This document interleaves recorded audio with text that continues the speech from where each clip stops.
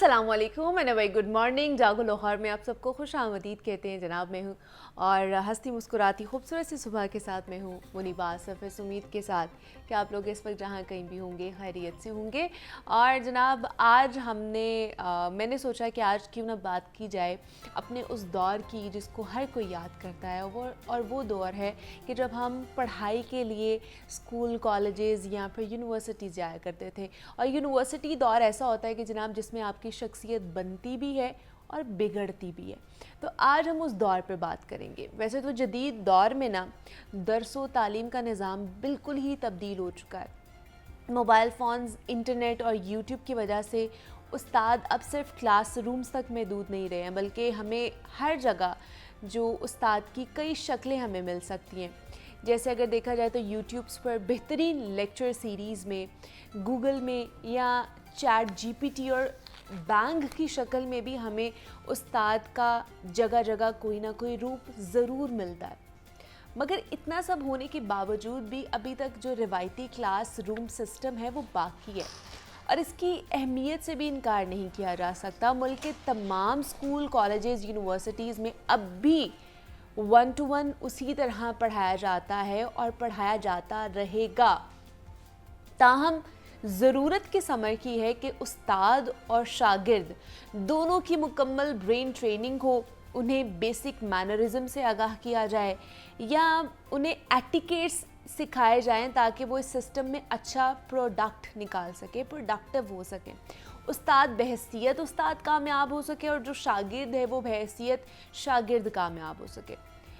दौर चाहे कोई भी हो, मैं समझती हूँ कि एक उस्ताद को सबसे पहले अपने कुछ जो वो स्पेशलाइज्ड जिन चीज़ों में होता है या सब्जेक्ट्स पर होता है ना, उसे मुकम्मल तदरीसी ग्रिप होनी चाहिए उन सब्जेक्ट्स के ऊपर। वो अपने मज़मून का स्कॉलर होना चाहिए, उसे अपने सब्जेक्ट से मुतल्लिक हर किस्म की बातों का पता होना चाहिए ताकि जब भी कोई स्टूडेंट उनसे कोई भी चीज़ पूछे और जब वो स्टूडेंट्स को पढ़ा रहे हों तो उनके माइंड्स में किसी किस्म की भी इल्मी कन्फ्यूजन बाकी ना रहे। और अगर स्टूडेंट को उस्ताद के पढ़ाए गए सबक की समझ ही नहीं आएगी ना, तो वो अपने उस्ताद की रिस्पेक्ट नहीं कर सकेगा और ये वाकई हकीकत भी है। दर्स व तदरीस एक मुकम्मल और मुक़द्दस पेशा है जिसे बेपना लगन, सब्र, तहम्मुल और जोश व जज्बे की खूबी से चलाया जा सकता है। और इस शोबे में ना उस्ताद का रुतबा बहुत बड़ा होता है, अपने तलबा की ज़िंदगियों पर गहरे असरात मुरतब करता है। इसीलिए किसी भी उस्ताद में ना तमाम समाजी, मज़हबी, मुआशरती खूबियों का होना बहुत ही ज़रूरी है, क्योंकि यही खूबियाँ बाद में स्टूडेंट्स में भी ट्रांसफ़र होती हैं। और ट्रांसफ़र एक ही सूरत में हो सकेंगे जब उस्ताद शागिर्द का जो ताल्लुक़ है ना वो अच्छे तरीके से कायम रहे, यानी उनमें मोहब्बत और किसी हद तक दोस्ती का जज्बा भी पाया जाए। ऐसा ना हो कि उस्ताद आए और पढ़ा कर चला जाए, बल्कि वो स्टूडेंट से इंटरेक्ट करे जब क्लासरूम में आए। उनकी ज़ाती ज़िंदगियों तक से भी उसको पता होना चाहिए कि क्या कर रहा है ये स्टूडेंट जिससे मैं इंटरेक्ट कर रहा हूँ, ये आगे जाकर क्या करना चाहता है, इसका इंटरेस्ट किस में है, इसकी हॉबीज़ क्या हैं।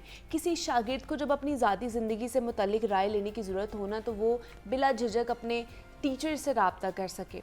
और ये काम बग़ैर तख्लीकी सलाहियतों के मुमकिन ही नहीं हो पाता है। एक मीनिंगफुल इंटरेक्शन के लिए ना इंटरपर्सनल स्किल्स का होना लाजमी है और इसे ही अच्छी कम्युनिकेशन स्किल्स भी ज़रूरी है। लेकिन इन सारी खूबियों का अमली फ़ायदा बस एक ही सूरत में हो सकता है, वो ये है कि उस्ताद में ना हिस्से मजाज जो है ना उसकी खूबी होनी चाहिए। यानी उस्ताद बहसीत उस्ताद ये जानता हो कि जब आपने क्लासरूम में आना है तो बच्चों को किस तरह आपने हंसाना है, उन्हें किस तरह से इंगेज रखना है ताकि वो बोर भी ना हो और जो वो सब्जेक्ट पढ़ रहे हैं उनको अच्छे तरीके से वो समझ भी आए और उनके लिए इंटरेस्टिंग भी रहे।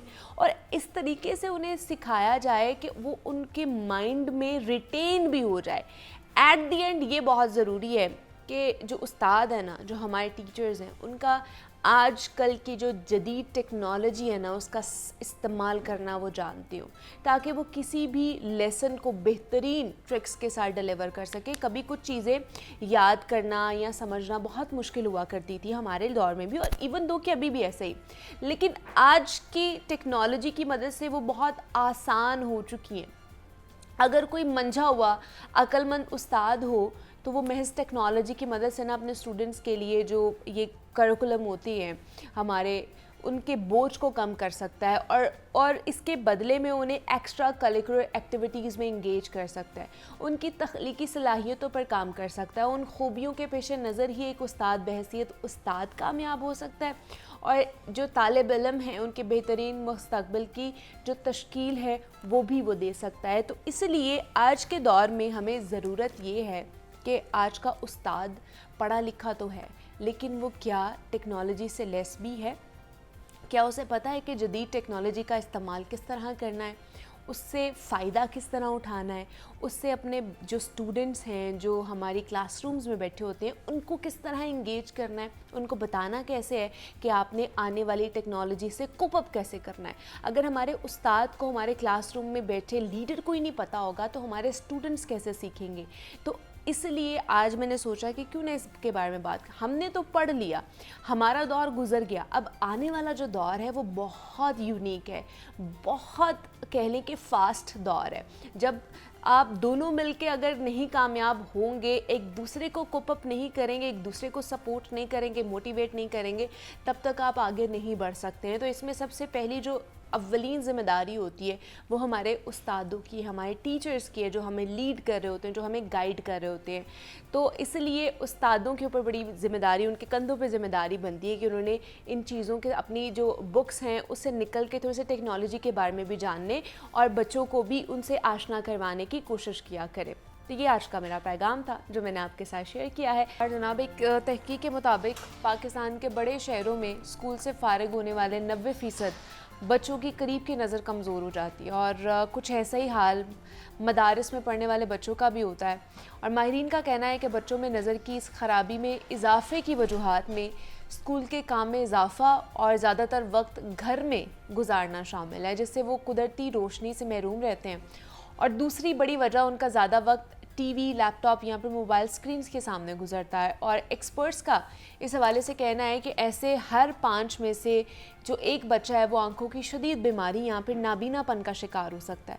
اور پاکستان میں مایوپیا کی اوسطاً شرح میں ہر سال اضافہ دیکھنے میں آ رہا ہے, اور بچوں میں نظر کی کمزوری کو والدین کی میڈیکل ہسٹری سے بھی جوڑ دیا جاتا ہے. اس میں کتنی صداقت ہے اور کس طرح اس چیز کو بہتر کیا جا سکتا ہے, اس پر بات کریں گے. ہمارے ساتھ اسٹوڈیوز میں ڈاکٹر سید عبداللہ مظہر موجود ہیں جو کہ ایسوسیٹ پروفیسر ہیں آپتھالمولوجی کے. ڈاکٹر صاحب, آپ کو ویلکم کہتی ہوں جاگو لاہور میں, کیسے ہیں آپ؟ تھینک یو سو مچ, اللہ کا شکر, بالکل ٹھیک. ڈاکٹر صاحب, سب سے پہلے تو بتائیے, یہ جو آج کل بچوں کی نظر کا پرابلم بہت زیادہ, آئی سائٹ کا پرابلم بڑھتا جا رہا ہے جس کو مایوپیا بھی کہا جا رہا ہے, آپ اچھے طریقے سے ہمیں بتا سکیں گے میڈیکل ٹرم میں مایوپیا ہوتا کیا ہے اور کس وجہ سے یہ جو بیماری ہے یہ بڑھتی جا رہی ہے؟ بیسیکلی ہمارے پاس جو زیادہ تر ریشو آتی ہے بچوں کی, اس کے اندر جو ینگ ایج میں زیادہ پریزنٹ کرتے ہیں وہ ہائپرمیٹروپیا کے ساتھ ہوتے ہیں. اچھا. اور جو دوسری کیٹیگری نظر کمزوری کی ہے وہ ہے مایوپیا. جو ہمارے پاس آج کل کازز جو اسکرین یوز ہے, ایکسیسو موبائل یوز ہے, لیپ ٹاپ یوز ہے, اس کی وجہ سے جو شرح زیادہ ہو رہی ہے وہ مایوپیا کی ہو رہی ہے. اچھا. مایوپیا میں بیسیکلی یہ ہوتا ہے کہ بچہ جو ہے اس کو دور کا جو ہے وہ کم نظر آنے لگ جاتا ہے یا بلر ہو جاتا ہے, دھندلا ہو جاتا ہے. اور اس کی وجہ یہی ہے کہ بہت زیادہ جب ایکسیسو اسکرین یوز کی جاتی ہے تو آنکھوں کی جو نارمل جو پاور ہے اس میں چینجز آ جاتے ہیں due to excessive use of eyes. اچھا. اور اس کی وجہ سے پھر بچوں کی نظر کمزور ہو جاتی ہے. اوہ, ٹھیک ہے. تو مطلب یہ کون سی ایج سے شروع ہوتا ہے یا کسی بھی ایج میں یہ ڈیولپ ہو سکتا ہے مایوپیا؟ مایوپیا جو ہے وہ بیسیکلی تب زیادہ ہوتا ہے جب بچے زیادہ ایکسیسو اسکرین یوز کرتے ہیں, یعنی کہ آپ 2, 2.5, 3 سال کی عمر میں, جیسے آج کل ہمارے بچوں کو شروع سے ہی وہ موبائل اسکرین یا ٹیب پکڑا دیے جاتے ہیں, تو اس کے ساتھ جو ہے یہ شرح بڑھتی جا رہی ہے. ینگ بچوں میں بہت زیادہ کامن ہوتا جا رہا ہے. ہمارے پاس بچے 2, 2.5, 3 سال کے بھی آتے ہیں جن کے اندر جو ہے یہ مایوپیا ہوتا ہے, نظر کی کمزوری ہو جاتی ہے. اور لیکن جو زیادہ تر دیکھا جاتا ہے یہ 5, 6, 7, 8 سال کی عمر تک کے بچے, اسکول گوئنگ بچے ہیں, ان کے اندر زیادہ یہ ہوتا ہے. نہیں تو اس کی کوئی سٹیجز ہیں مایوپیا, اسٹیج 1, اسٹیج 2, جس میں یہ ایگریویٹ کر جائے تو یہ اور بھی زیادہ ڈینجرس ہو سکتا ہے؟ لیکن اسٹیج تو ایز سچ نہیں ہوتی اس کی, لیکن اس کی سیویرٹی ضرور ہوتی ہے. سیویرٹی سے مراد یہ ہے کہ اگر نمبر کم ہے, نزدیک دھندلا پن جو ہے کم ہے بچے کو, اور اینک کا نمبر کم ہے, تو وہ اس کو مائلڈ مایوپیا کے اندر کنسیڈر کرتے ہیں. اور اگر یہی نمبر بہت زیادہ ہو, بہت زیادہ کمزوری ہو جائے نظر کی, تو وہ پھر سیویئر مایوپیا کے اندر چلا جاتا ہے. تو کلاسیفیکیشن اس طرح کی جاتی ہے ڈپینڈنگ اپون کہ نظر کتنی کمزور ہے بچے کی. اچھا, تو یہ جس طرح میں بات کری تھی کہ یہ پیرنٹس کی جو میڈیکل ہسٹری سے بھی بہت زیادہ اس کو لنک کیا جاتا ہے, تو اگر پیرنٹس کی نظر خراب ہے, آئی سائٹ خراب ہے, تو وہ ٹرانسفر ہوتی ہے بچوں کے اندر؟ جی بیسیکلی ہوتا ہے ایسا. دو طرح کے فیکٹرز ہوتے ہیں, کہ ہوتے ہیں کنجینٹل فیکٹرز یا ہیریڈیٹری فیکٹر, جو یہی پیرنٹس میں اگر کسی ایک کو یا دونوں کو اینک لگی ہوئی ہو تو چانسز ہوتے ہیں کہ بچوں کی نظر بھی کمزور ہو سکتی ہے. اچھا. اور ایک ہوتے ہیں انوائرمنٹل فیکٹرز, جو کہ آج کل ہماری اسکرینز ہیں. یہ دونوں جو ہیں یہ جو ہیں ایڈ کرتے ہیں مایوپیا کی شرح میں اور مایوپیا ہونے میں. اور مطلب یہ ٹھیک ہو سکتا ہے, ریورسیبل ڈیزیز ہے یا ایریورسیبل ہے؟ دیکھیں یہ مت ہے کہ اگر اینک لگ جائے تو وہ اتر جاتی ہے. میڈیکل ٹرم میں تو ہمارے پاس ایز سچ کوئی طریقہ نہیں ہے کہ آپ, ہمارے پاس پیشنٹس آتے ہیں اور کہتے ہیں جی کہ ہم اگر اینک لا کے رکھیں گے تو ہمارے اینک اتر جائے گی. ایسا نہیں ہوتا. اگر ایسا ہوتا تو دنیا میں شاید کسی کو اینک لگی ہوئی نہ ہوتی. ایک ہی طریقہ ہوتا ہے اینک اتارنے کا, وہ ہوتا ہے ریفریکٹیو لیزر. اچھا. وہ بھی 20 سال کی عمر کے بعد. ادروائز اس سے پہلے کچھ پیرنٹس ہوتے ہیں وہ دھیان نہیں دیتے, ان کو ہم اینک ایڈوائز کرتے ہیں بچوں کو نہیں لگاتے ہیں. اور اس کا نقصان یہ ہوتا ہے کہ وہ جو ہے نظر مزید سے مزید کمزور ہوتی جاتی ہے. اچھا. یا ان کو کسی نے کہہ دیا ہوتا ہے جی کہ آپ اینک لگا لیں, 6 مہینے لگا لیں, سال لگا لیں, اس کے بعد چھوڑ دیں, نظر ٹھیک ہو جائے گی. تو ایسا نہیں ہوتا ہے. اس کی وجہ سے بلکہ زیادہ نقصان ہوتا ہے بچے کو. نظر اور زیادہ خراب ہو جاتی ہے. لیکن مطلب یہ ہمیں پتہ کیسے چلتا ہے کہ ہماری آئی سائٹ جو ہے وہ ویک ہوتی جا رہی ہے؟ مطلب لوگ اس کے اوپر دھیان بھی نہیں دیتے, پیرنٹس بھی نہیں دیتے, اور بچوں کو بھی نہیں پتہ چل رہا ہوتا کہ ان کی آنکھیں خراب ہیں, ان کی آئی سائٹ خراب ہو رہی ہے, ویک ہوتی جا رہی ہے. وہ تو اس کو نارمل لے رہے ہوتے ہیں کہ جی آنکھ میں کچھ چلا گیا, یہ ویسی ہی بلرنس ہونا شروع ہوگی. تو پتہ کیسے چلے گا کہ بچہ جو ہے نا وہ اب اس سائٹ پر جا رہا ہے؟ 2-3 چیزیں ہوتی ہیں اس کے اندر. ایک تو انٹرنیشنل ریکمنڈیشن ہے کہ جب بھی بچہ اسکول گوئنگ ایج میں آئے اور آپ اس کو اسکول میں ایڈمیشن کرائیں یا کسی اکیڈمی میں یا ٹیوشن میں, تو ایک دفعہ آئی ایگزامینیشن مسٹ ہوتا ہے. اچھا. اور ہر اسکول گوئنگ بچے کا ایئرلی آئی ایگزامینیشن مسٹ ہوتا ہے. ایک تو وہ ہے, چاہے اس کو کوئی علامت ہو یا نہ ہو. علامت سے مراد یہ ہے کہ وہ خود ہی کمپلین کر دے کہ مجھے نظر نہیں آ رہا بورڈ پہ, یا میری آنکھوں میں درد ہے, سر میں درد ہے. یا اسکول سے کمپلینٹ آ جائے کہ بچہ جو ہے وہ کاپی پہ صحیح لکھ نہیں رہا, بورڈ سے جو بھی لکھا ہوتا ہے کاپی نہیں کرتا صحیح. یہ سب ہوں اگر, پھر تو لازمی معائنہ ہونا چاہیے. اگر یہ سب باتیں نہ ہوں پھر بھی ہر اسکول گوئنگ بچے کا ایئرلی آئی ایگزامینیشن جو ہوتا ہے وہ ریکمینڈیڈ ہے انٹرنیشنل گائیڈ لائنس سے. دوسرے ہوتا ہے کہ پیرنٹس اس میں بہت امپورٹنٹ رول پلے کر سکتے ہیں, کیونکہ بچے نے پیرنٹس کے ساتھ رہنا ہوتا ہے موسٹ آف دا ٹائم. بچے کی جو باڈی لینگویج ہے, اس کی جو روٹین ہے, اس کو آبزرو کرنا چاہیے. ایک چھوٹا بچہ ہے, آپ اس کو ٹی وی دکھاتے ہیں, اگر دور بٹھا کے دکھا رہے ہیں, بچہ نہیں دیکھ رہا, بار بار ٹی وی کے پاس جا رہا ہے, اس کا مطلب ہے اس کو دوسرے ٹی وی نظر نہیں آ رہا. ٹھیک ہے, تو یہ ایک الارمنگ سائن ہے. دوسرا یہ کہ آپ کا بچہ اگر چلتے پھرتے اس کو چیز نظر نہیں آتی ہے, آپ اسے کہتے ہیں جی فلاں چیز پکڑ کے لاؤ دور سے, تو اس کو پتہ نہیں چلتا کہ آپ نے اس کو کیا چیز پکڑنے کے لیے کہا ہے, یا وہ چیز ٹٹولتا ہے جا کے, اسپیشلی کم روشنی میں, اندھیرے میں اس کو چیزوں کا پتہ نہیں چلتا, چیزوں سے ٹکر کھاتا ہے, ٹھوکر کھاتا ہے. تو یہ سب چیزیں وہ الارمنگ سائنس ہیں جن کو دیکھ کے پیرنٹس کو دیکھنا چاہیے کہ ان کے بچے کی نظر کمزور ہو سکتی ہے اور اس کو آئی ایگزامینیشن کی ضرورت ہے. اچھا, بہت سے بڑے مطلب کوئی جب ینگ بھی ہو جاتے ہیں بچے, تو ان میں بھی بڑا ہوتا ہے کہ وہ دور سے اگر وہ ٹی وی دیکھ بھی رہے ہیں تو وہ آنکھیں بہت چھوٹی کر کے ٹی وی دیکھ رہے ہوتے ہیں. ایک یہ بھی طریقہ ہے کہ جو بچے دور سے چیز دیکھتے ہیں تو آنکھیں بہت چھوٹی کر لیتے ہیں, بہت زیادہ اس کو سکویز کر لیتے ہیں, اس سے تھوڑی بہت بہتری ہو جاتی ہے نظر کی. یہ بھی ایک طریقہ ہے کہ آپ بچے کو آبزرو کریں. اگر آپ کا بچہ دور کی چیز دیکھنے کے لیے آنکھوں کو چھوٹا کر رہا ہے, سکویز کر رہا ہے, تو مطلب اس کو دور کی چیز نظر نہیں آ رہی. اچھا, دور کا بھی پرابلم ہے اور کیا نزدیک کا بھی ہو سکتا ہے, یہ صرف مایوپیا دور کا ہی ہے؟ مایوپیا جو ہوتا ہے وہ صرف دور کے لیے ہوتا ہے, جبکہ ہائپر میٹروپیا جو ہوتا ہے اس میں بچے کو نزدیک کا نظر نہیں آتا. اس میں بچے کی کمپلینٹ یہ ہوتی ہے کہ مجھے کاپی پہ جو حرف یا ورڈز جو وہ لکھ رہا ہے وہ ڈبل ہو جاتے ہیں, یا بک پہ جو ورڈز ہیں وہ ریڈنگ کرتے کرتے ڈبل ہو جاتے ہیں یا بلر ہو جاتے ہیں. اور ساتھ ہی بچے کو کانسٹنٹ ہیڈیک رہتا ہے, کیونکہ وہ فوکس کر رہا ہوتا ہے نزدیک کے لیے بہت زیادہ, تو فوکس کرنے کی وجہ سے اس کے سر پہ زور, آنکھوں پہ زور رہتا ہے, اس کو ہیڈیک رہتا ہے, آنکھوں میں درد رہتا ہے, سر میں درد رہتا ہے. آج کل ہر جگہ یہ آپٹیکل شاپس ہیں, تو مطلب ہمیں تو نہیں ہے شعور, ہر کوئی عام شخص جو ہے وہ وہیں پہ جاتا ہے کہ جی آنکھیں خراب ہو رہی ہیں, بچے کو نظر نہیں آ رہا, تو آپٹیکل شاپ پہ لے جاؤ, وہاں پہ ایزیلی اویلیبل ہے ہر چیز, تو وہ ڈاکٹر نہیں ہے وہاں پر. بالکل ایسا ہی ہے. دوسری بات ہے کہ بچوں کے لیے تو بہت امپورٹنٹ ہے کہ آپ ڈاکٹر کو ہی چیک کرائیں, کیونکہ جو بچوں میں نظر چیک ہوتی ہے وہ کمپیوٹرائز طریقے سے تو ہوتی ہی نہیں ہے. اچھا. اس میں تو ہمیں پہلے بچوں کو ایک ڈراپس ڈالنے پڑتے ہیں, آنکھوں کو پریپیئر کرنا پڑتا ہے, اس کے بعد پھر ہم کمپیوٹرائز طریقے سے بھی چیک کرتے ہیں, اور مینولی ہمارے پاس مشین ہوتی ہے اس سے چیک کرتے ہیں. تو بچوں میں تو ایک بہت لینتھی پروسیس ہے, اینک کا نمبر نکالنے والا, اچھا. 10 سال کی عمر تک. اوکے. اس میں تو ہم ریلائی کر ہی نہیں سکتے کہ صرف ہم جو کمپیوٹر پہ نمبر آیا وہ لیں اور بچے کو اینک لگا دیں اس کی. اچھا, اور اس میں جس طرح آپ نے کہا کہ اس کا واحد حل یہی ہے کہ آپ نے اینک اتروانی ہے تو آپ کو لیزر کروانا پڑے گا, سرجری کرانی پڑے گی.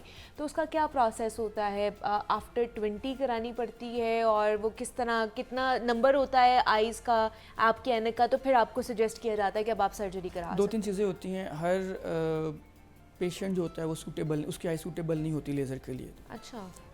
مجھ سے میرے بہت سارے مریض پوچھتے ہیں سر آپ کیوں نہیں کرواتے ریفریکٹیو لیزر؟ تو میری آئی سوٹیبل نہیں ہے. میں بہت مریضوں کی کرتا ہوں لیکن خود نہیں کروا سکتا.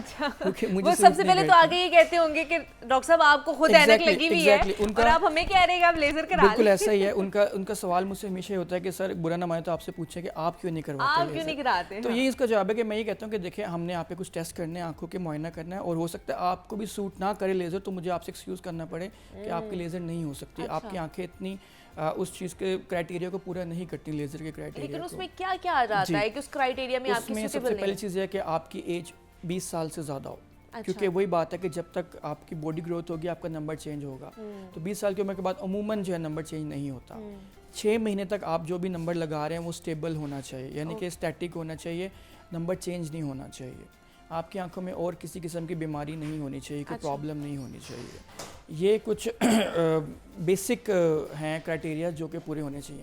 دین آنکھوں کی پتلی ہوتی ہے, ہم اس کا ایک اسکین کرواتے ہیں. اگر آنکھوں کی پتلی ہیلدی ہو تو ہی ہم لیزر کر سکتے ہیں, ادروائز ہم لیزر نہیں کر سکتے. کیونکہ اس کے اگر ہم ایسی انہیلدی پتلی کے اوپر اینک اتارنے میں لیزر کر دیں گے تو اس سے ہم بجائے فائدے کا نقصان کریں گے اور مریض کی پتلی کو ڈیمیج کر دیں گے. اچھا, تو اس کا کیا مطلب ون سیٹنگ میں ہی لیزر ہو جاتا ہے یا آپریشن سرجری ہو جاتی ہے یا کیا ہوتا ہے؟ جی بالکل, یہ تو اب بہت ایڈوانس لیزرز آ چکی ہوئی ہیں. اس میں تو مریض 10 منٹ میں لیزر ہو جاتی ہے اور ودن 12 to 24 آورز مریض کی 100% جو ویژن ہے وہ ریکور ہو جاتی ہے. اچھا, ریکور ہو جاتی ہے 100%؟ جی. یا اس میں پھر بھی چانسز ہوتے ہیں کہ اس نے اپنی پریکاشنری میئرز لینے ہیں اور یہ دوبارہ ریورس ہو سکتی ہے؟ پریکاشنری میئرز تو دیکھیں سارے لینے ہی ہوتے ہیں. وہ تقریباً 3 سے 5 دن کا پرہیز ہوتا ہے. آپ کا کچھ چیزیں ہوتی ہیں جس میں آنکھوں کو ملنا نہیں ہوتا, آنکھ میں پانی نہ جائے, اور تھوڑا موبائل کم یوز کریں. اس قسم کی چھوٹی چھوٹی احتیاطیں ہوتی ہیں وہ کرنی ہوتی ہیں.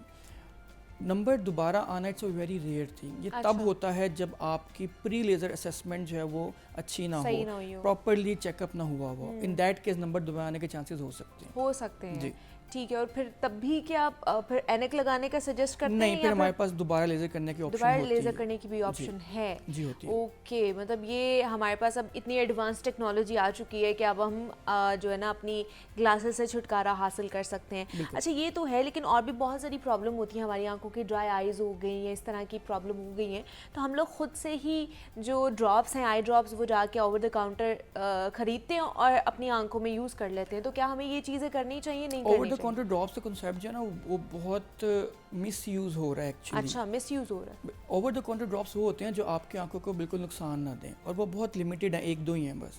جبکہ ہمارے پاس یہ ہوتا ہے کہ ہم جاتے ہیں فارمیسی میں, کہتے ہیں جی ہماری آنکھوں میں مسئلہ, ہمیں کوئی ڈراپ دے دیں, اور سب سے پہلے جو ڈراپ ان کو ملتا ہے وہ اسٹیرائڈ کا ہوتا ہے. اچھا, اسٹیرائڈ تو آنکھوں کے لیے ایک بالکل زہر کے مترادف ہے, کیونکہ اسٹیرائڈ کی جتنی کمپلیکیشن ہیں آنکھوں کے اندر وہ تو نظر کو بالکل خراب کر سکتا ہے, ایون پرماننٹ نظر خراب بھی کر سکتا ہے. سفید موتیا کر سکتا ہے, کالا موتیا کر سکتا ہے, آنکھوں میں کوئی سوزش ہے اس میں کچھ اوپر نیچے ہو سکتی ہے, اس میں چیزیں چینج ہو سکتی ہیں. سو اسٹیرائڈس تو یوز کرنی نہیں چاہیے, لیکن ظاہر بات ہے ایک عام پرسن کو تو نہیں پتہ ہے کہ ڈراپس کون سے ڈالنے ہیں. سو میں ہمیشہ اپنے مریضوں کو کہتا ہوں کہ آپ جو ہے نا کوئی بھی اگر ڈراپس آپ یوز سیفلی کر سکتے ہیں نا, وہ آرٹیفیشیل ٹیئرز ہیں. ایون ان آرٹیفیشیل ٹیئرز بھی آپ کے پاس پریزرویٹیوز آتے ہیں جو آپ کے کارنیا کو, آنکھ کی پتلی کو ڈیمیج کر رہے ہوتے ہیں. سو آرٹیفیشیل ٹیئرز بھی آپ لانگ ٹرم یوز نہیں کر سکتے خود سے, اور کرنے بھی ہیں آپ نے جو کہ ڈاکٹر ریکمینڈ کر دیں, اگر آپ کو پتہ ہے تو پریزرویٹیو فری یوز کریں تاکہ آپ کی کارنیا جو پتلی ہے وہ ڈیمیج نہ ہو. اچھا, سمپل اینٹی بایوٹک ڈراپس آپ اوور دا کاؤنٹر یوز کر سکتے ہیں, لیکن وہ بھی just simple antibiotic eye drops, not with steroids. Okay, مطلب یہ اینٹی بایوٹک آئی ڈراپ بولیں گے تو وہ ہمیں مل جائیں گے اوور دا کاؤنٹر؟ مل جاتے ہیں جی. ٹھیک ہے. اچھا ایک چیز اس میں میں ضرور بتانا چاہوں گا جی جی. عام لوگوں کی نالج کے لیے کہ جو ارک گلاب ہمارے گھروں میں بہت کامن میں وہی آگے پوچھنے لگی تھی کہ ہمارے گھروں میں آئی ڈراپ سے پہلے ارکے گلاب یوز کیا جاتا ہے. بچپن میں یہی ہم لوگ کرتے تھے, اب جیسے شعور آتا جا رہا ہے تو ہم نے چھوڑا ہے, لیکن ابھی بھی بہت سے لوگ یہ یوز کرتے ہیں ارکے گلاب. تو اس کا کرنا چاہیے کہ نہیں؟ نہیں, ہمارے پیشنٹ میرے پاس آتے ہیں سر ہمارے آنکھ میں کوئی چیز چلے گئی تھی تو ہم نے کہا جی کہ اس کو ارکے گلاب سے دھو دیتے ہیں تو صاف ہو جائے گی آنکھ, یا ہماری آنکھوں میں تھوڑی ڈل لگ رہی تھی ہم نے ارکے گلاب ڈال لیا تو تھوڑی شائنی ہو گئی ہیں. تو ارکے گلاب کے اندر نیچرل اسٹیرائڈ ہوتا ہے, اچھا وہ بھی کالا موتیا کر سکتا ہے, سفید موتیا کر سکتا ہے. سو ارکے گلاب اگر آپ لانگ ٹرم کوئی یوز کر رہا ہے تو اس کے بھی بہت زیادہ سائڈ افیکٹس ہیں. مطلب وہ بھی نہیں یوز کرنا چاہیے. آپ کو نہیں پتا نا کہ وہ نیچرل ہے بھی ہے کہ نہیں ہے, کہ اس میں کیا پرزرویٹو ڈالے ہوئے ہیں انہوں نے اس کو پرزرو کرنے کے لیے. تو اس لیے ایون ارکے گلاب اٹ سیلف, آپ کے پاس پیور ارکے گلاب بھی ہے تو it has it self steroid, naturally steroid ہے نیچرلی اس کے اندر اسٹیرائڈز ہیں, نیچرل انگریڈینٹ اسٹیرائڈ ہے اس کے اندر. تو آپ پیور ارکے گلاب بھی یوز نہیں کر سکتے. ٹھیک ہے, مطلب آپ نے یوز کرنا ہی نہیں ہے. اگر آپ کو کوئی بھی تو پھر ڈرائینیس ہے اگر آنکھوں میں, جس طرح ابھی گرمیاں بڑھ رہی ہیں اور لوگ باہر نکلیں گے, اور خاص طور پر جو بائک پر لوگ سفر کرتے ہیں ان کی آنکھوں میں جیسے ہوا جاتی ہے, گرم ہوا جاتی ہے, ڈرائینیس ہو جاتی ہے, وہ پھر کیا کریں؟ ان کے لیے کچھ ٹپ دے دیں. دیکھیں اس کے لیے سب سے پہلے تو احتیاط ہے. جتنے بھی بائکرز ہیں ان کو چاہے ہیلمٹ یوز کریں اور ہیلمٹ کا شیشہ آگے سے بند رکھیں تاکہ ہوا آنکھوں میں نہ جائے. ہیلمٹ نہیں یوز کریں تو سن گلاسز یوز کریں. اچھا, ایک چیز تو یہ. اور اپنے فیس کو بار بار دھوئیں, جب بھی گھر آئیں واپس فیس کو دھوئیں. تھرڈلی انہوں نے یہ کرنا ہے کہ کوئی بھی اچھے آرٹیفیشیل ٹیئر ڈراپس وہ لے سکتے ہیں, پرزرویٹو فری, اور وہ سیفلی یوز کر سکتے ہیں. وہ سیفلی یوز کر, لیکن کتنی دیر یوز کر سکتے ہیں؟ دیکھیں پرزرویٹو کیونکہ ہمارے تو بیگز میں ہوتے ہیں نا کہ جب بھی دل کیا 3 مہینے بعد 2 مہینے بعد بھی وہی نکال کے ہم لوگوں نے یوز کر سکتے ہیں. اس کا نقصان نہیں ہوتا, وہ آپ لانگ ٹرم بھی یوز کر سکتے ہیں. ڈائریکٹ اے سی کی ہوا کے آگے نہ بیٹھیں, ڈائریکٹ پنکھے کی ہوا کے آگے نہ بیٹھیں. جتنا زیادہ ایکسپوئر آپ کا ہوا کے ساتھ ہوگا اتنے ہی جو آپ کے نارمل ٹیئرز ہیں وہ ویپوریٹ جلدی ہوں گے. ویپوریٹ ہوں گے تو آنکھیں ڈرائی ہوں گی. اسکرین یوز اس میں بہت ایک امپورٹنٹ رول پلے کرتی ہے. جتنا اسکرین ہم یوز کرتے ہیں تو یہ ہمارے پرسنل ایکسپیرینس میں بھی کہ اسکرین یوز کرتے کرتے ہم بلنک نہیں کرتے. ہم اتنا فوکس کر رہے ہوتے ہیں کہ ہم بلنک کرنا ویسے ہی بھول جاتے ہیں. نارمل جو بلنکنگ ریٹ ہے نا ہیومن کا وہ 12 سے 15 دفعہ ہے پر منٹ. اچھا, جب ہم اسکرین یوز کرتے ہیں تو ہم شاید 2-3 دفعہ بھی نہیں کرتے. تو جب اس کی وجہ سے ایک تو ہمارا ایکسپوئر جو ہے انوائرمنٹ کے ساتھ ٹیئرس کا بہت زیادہ ہوتا ہے, ویپوریشن بڑھ جاتی ہے ٹیئرس کی. سیکنڈلی ہماری آنکھوں کی جو نارمل ٹیئرس سرفیس جو کے اوپر اسپریڈنگ ہے نا وہ بھی ختم ہو جائے گی. جب ہم بلنک کرتے ہیں تو ٹیئرس پورے سرفیس کے اوپر اسپریڈ کرتے ہیں, آنکھ کی سرفیس کے اوپر. جب ہم بلنک نہیں کر رہے تو ٹیئرس اسپریڈ نہیں کر رہے. جب وہ اسپریڈ نہیں کرے تو آنکھیں ڈرائی ہو رہی ہیں. اچھا, اسکرین یوز بھی منیمائز کریں. اچھا, لیکن ڈاکٹر صاحب یہ بھی ہے کہ بہت جو اسکرین کے یوزرز ہیں, موبائل نہیں جن کا کام ہے اسکرین کے آگے بیٹھ کے کرنا, وہ ان کی نیچرلی بلنکنگ بہت زیادہ ہو جاتی ہے. مطلب وہ آئی تھنک سو کہ ڈرائینیس کی وجہ سے ہو جاتی ہے کہ وہ بہت زیادہ بلنک کر رہے ہوتے ہیں, 1 منٹ میں پتہ نہیں وہ کتنی دفعہ بلنک کرتے ہیں. وہ ریفلیکس بلنکنگ ہوتی ہے کہ جب وہ بہت زیادہ دیر تک دیکھ رہے ہوتے ہیں پھر آنکھیں ڈرائی ہوتی ہیں, آنکھوں میں چبھن ہوتی ہے, اریٹیشن ہوتی ہے, پھر بلنک کرتے ہیں, بار بار بلنک کرتے ہیں. تو وہ اس کا مطلب ہے ان کو ڈرائینیس ہو چکی ہوئی ہے آلریڈی, کیونکہ بار بار بلنک کر کے اپنی آنکھوں کو ریلیکس کر رہے ہیں. اچھا, جس طرح آپ نے کہا کہ ڈیفینیٹلی آج کل تو ہمارا جس طرح جدید دور ہے ہمیں تو اسکرین یوز کرنا ہی کرنا ہے. ہم لوگ بھی بہت یوز کرتے ہیں ریسرچ کے لیے, پڑھانے کے لیے, پڑھنے کے لیے. تو اس میں احتیاطیں ہیں کچھ, وہ ہم نے کرنی ہوتی ہیں. اور وہ یہ ہے کہ رول ہے جی 20-20-20 کا. اب وہ رول ڈفرینٹ بہت سارے ہیں. 20-20 رول یہ ہے جی کہ ہر 20 منٹ کے بعد 20 سیکنڈ کے لیے آپ نے 20 فٹ دور دیکھنا ہے. سمپل ایک یہ ہے کہ آپ 20 سے 30 منٹ بعد 5 منٹ کے لیے اسکرین سے اپنی نظریں ہٹا لیں. میں اپنے پیشنٹ سے کہتا ہوں جی آپ چھت کو دیکھ لیں, دور دیواروں کو دیکھ لیں, باہر نکل جائیں, کھڑکی سے باہر دیکھ لیں. مطلب آپ نے اپنا فوکس نزدیک سے اٹھا کے دور کرنا ہے. ٹھیک ہے, تو یہ ایک آپ کا رول ہے جس میں آپ کے نہ کوئی پیسے لگنے ہیں نہ ہی کچھ اور ہونا ہے. تو آپ اس سے اپنی آنکھوں کی صحت جو ہے نا اس کو بہتر کر سکتے ہیں. تو آج ہم نے بات کی ہے کہ آپ کا اسکرین ٹائم جو ہے وہ کتنی آپ کی آئی سائٹ کو ڈیمیج کر رہا ہے اور کس طرح آپ اس کی پریکاشنری میئرز لے سکتے ہیں. تو اس پہ بات کرنے کے لیے ڈاکٹر سید عبداللہ مظہر ہمارے ساتھ موجود ہے. ڈاکٹر صاحب بہت شکریہ آپ کے وقت کا کہ آپ یہاں پر آئے, اور اسی نوٹ پر ایک چھوٹی سی بریک لیتے ہیں, ملتے ہیں اس بریک کے بعد.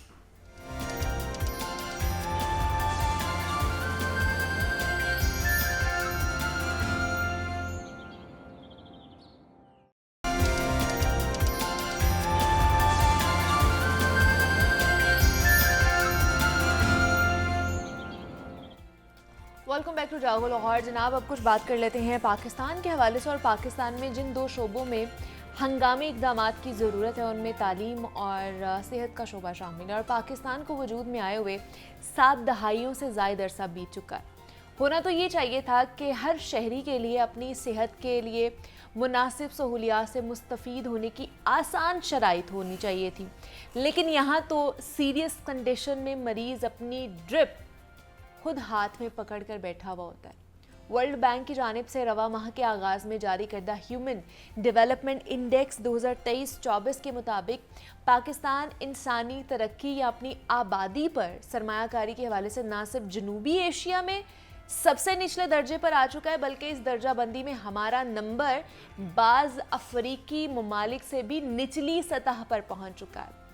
खैर, बातें तो बहुत हैं, लेकिन इस मसले की तरफ आते हैं कि नई हुकूमत आ चुकी है और सेहत के शोबे में लोगों के खिलाफ करप्शन की बुनियाद पर कार्रवाइयाँ भी की जा रही है, लेकिन अवाम अब भी इलाज के लिए दरबदर है। जहां मौजूदा हुकूमत को मौशी चैलेंजेस का सामना है, वहीं हस्पतालों में सेहत की मुनासिब सहूलियात सबके लिए मैसर बनाना भी हुकूमत के लिए एक बहुत बड़ा चैलेंज है।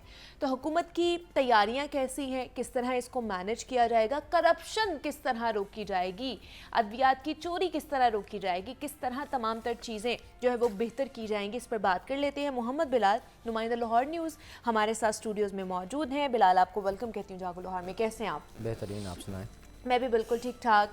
बिलाल, नई हुकूमत आ चुकी है, लेकिन करप्शन और अद्वियात की चोरी का मामला अभी भी वैसा ही चल रहा है। ये होती कैसे है करप्शन अस्पतालों में, या इन तमाम तरह इस इदारे में ख़ास तौर पर? देखिए मुनीबा, ये बड़ा अहम टॉपिक आपने छेड़ा है और आज तकरीबन 70 साल हो चुके हैं और जितना आपको पता है कि महकमा सेहत को बजट मिलता है, हाँ जी। WHO के मुताबिक और जो एडवांस कंट्रीज़ हैं उनके मुताबिक ये ना होने के बराबर है। बिल्कुल ऐसे ही है। और जो थोड़ा बहुत मिलता है उसमें तो होना ये चाहिए कि जो गरीब आदमी जो कि चीज़ें अफोर्ड नहीं कर सकता, उनको वो बजट में से वो अद्वियात मिले, वो सर्जिकल का सामान मिले, वो सहूलियात मिले जो कि वो प्राइवेट हॉस्पिटल्स में अफोर्ड नहीं कर सकता। इसी वजह से सरकार अपने हॉस्पिटल्स बनाते हैं। हमारे यहाँ जो पाकिस्तान है, यहाँ पे वेलफेयर सोसाइटी है, तो ये वेलफेयर कंट्री है, तो यहाँ पे जो सेहत के जो शुबाजात हैं, ये इसकी जो बुनियादी सहूलियत फ्राहम करना है हुकूमत पाकिस्तान का काम है। बिल्कुल ऐसे ही है। अब हम पंजाब की बात करें, फिर लाहौर की बात करें, तो इस दफ़ा ये जो गवर्नमेंट आई है नून लीग की, तो इसमें इन्होंने चूँकि पिछली जो गवर्नमेंट थी वो आपको पता है रीवैम्पिंग की वजह से बहुत ज़्यादा मरीज़ मुतासिर हुए थे। हॉस्पिटल्स जो है इस वक्त गिरे पड़े हैं, अक्सर जो ऑपरेशन थिएटर्स थे वो बंद थे, फिर उसके साथ साथ चोरी, करप्शन, लूट मार ये बहुत ज़्यादा थी और हर MS जो यहाँ पे लगता था वो पैसे दे के लगता था। अच्छा। और मतलब एक लूट मार का समा था। एक MS जो लग जाता था वो समझता था कि शायद ये मेरे बाप का हॉस्पिटल है और मैंने यहाँ पे सारी जिंदगी रहना है, मैं जो चाहूँ मैं वो वहाँ पे करूँ। अभी मैं आपको मिसाल देता हूँ कि एक महकमा सेहत को 2 हफ्ते पहले एक मैंने इनको मशवरा दिया। अच्छा। जिसमें सेक्रेटरी सैयद अली जान साहब थे, ख्वाजा सलमान फीक साहब थे, इमरान नज़ीर साहब थे, राजा मंसूर साहब थे, special secretary deputy secretary Waleed bag साहब थे। उन मीटिंग में मैं भी बैठा तो मैंने उनको कहा, मैं कहा सर अगर आपने हस्पतालों पे, ख़ासकर लाहौर के हस्पतालों में अगर आपने मेहरबानी करनी है लाहौर की वहाँ पे, तो आप एक काम करें कि जो छोटे हस्पतालों के, छोटे शहरों के जो छोटे लोग हैं उनको लाहौर के बड़े टीचिंग हस्पतालों के MS-शिप ना दी जाए। अच्छा। क्योंकि जो छोटे अस्पताल होते हैं वहाँ पे अगर आप ये बाहर लाहौर से बाहर जाए ना तो वहाँ पे बहुत ज़्यादा करप्शन है। अच्छा, छोटे अस्पतालों? जी, आप छुट्टी आपने करनी है, अगर आप नर्स हैं तो आपको पैसे देने पड़ेंगे, आप सिक्योरिटी गार्ड्स हैं आपको पैसे देने पड़ेंगे, आप डॉक्टर हैं आपको पैसे देने पड़ेंगे, तो आपको हर चीज़ के पैसे देने पड़ते हैं। तो अब मंजर ये हो चुका था कि लाहौर में ऐसे कई MS जो कि बाहर से छोटे कस्बों से यहाँ पे आ चुके थे, उन्होंने करप्शन की इंतहा की हुई थी। अभी आप ये देखिए कि नहीं तो कोई क्राइटेरिया नहीं होता था, कोई मेरिट नहीं होता था कि किसकी बिना पर ये MS लगते हैं? मैं वही आपको बताने लगा। अभी 2 हफ्ते पहले सर्विस अस्पताल का एक MS था जो कि डॉक्टर मुनीर मलिक था, मुबैना करप्शन में मुब्तला था। लाहौर न्यूज़ ने काफ़ी इसकी जो है ख़बरें नशर की। अच्छा, उसकी क्या था, पहले तो रिवैम्पिंग में पैसा खाया, फिर उसके बाद परचेज डिपार्टमेंट में। अभी आप ये देखें कि ऑपरेशन थिएटर बंद थे। अच्छा। तकरीबन 17-18 करोड़ का बजट था सर्जिकल के सामान, उसमें से उन्होंने 9 करोड़ के ग्लव्स ही खरीद लिए जिनकी ज़रूरत ही नहीं थी। ग्लव्स 9 करोड़ सर्जिकल के जो ग्लव्स होते हैं जो पहन के ऑपरेशन करने होते हैं, ऑपरेशन थिएटर्स ही बंद हैं। अच्छा। फिर महंगे दामों खरीदे, मतलब बाहर एक ग्लव्स 170-80 रुपए का मिलता है, जो बल्क परचेज होती है ना वहाँ पे उन्होंने 350 रुपए का खरीदा। ओह, क्या बात है। हालांकि बल्क परचेज में कम हो जाती है, कम होता है, कीमत हो जाती है। ठीक है, वो उन्होंने ज़्यादा पैसों पे खरीदा।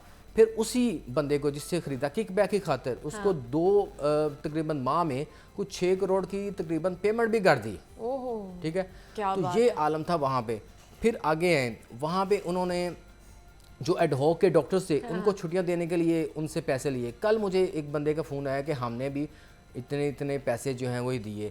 نرسوں کو انہوں نے, یہ نئی اسٹوری ابھی آج کل میں بریک کروں گا, الاٹمنٹ دینے کے جو گھر ہیں وہ دینے کے, ہما بلاک میں ایک گھر ہیں سروسز ہاسپٹل کے, وہ دینے کے انہوں نے ان سے پیسے جو ہے نا یہ چارج کیے. پھر ریویمپنگ کا جو سامان تھا جو انہوں نے آکشن کا ایک سسٹم بنا کے نا, آکشن تو وہ خیر ہوئی نہیں, لیکن جو مہنگا جو مشینری تھی, جو مہنگے داموں بکنے والا جو صحیح سامان تھا وہ سارا انہوں نے بیچ دیا. بیچ کے پیسے اپنے جیب میں. ہاں, محکمہ صحت کو بھی کانوں کان خبر ہی کوئی نہیں. مطلب ان کی تو 5 انگلیاں بھی اور سر بھی کڑائی میں. دیکھیں جینیٹوریئر سے پھر آگے آ جائیں سروسز ہاسپٹل میں ایک. اور یہ کب سے کر رہے تھے کرپشن؟ یہ تقریباً کوئی 8-9 ماہ سے وہاں پہ تھے. اچھا. اور سروسز ہاسپٹل کے اندر پھر ایک پرچیز کا ڈپارٹمنٹ ہے, پھر ایک MED کا ڈپارٹمنٹ ہے جس میں میڈیکل ایگزامینیشن ہوتا ہے.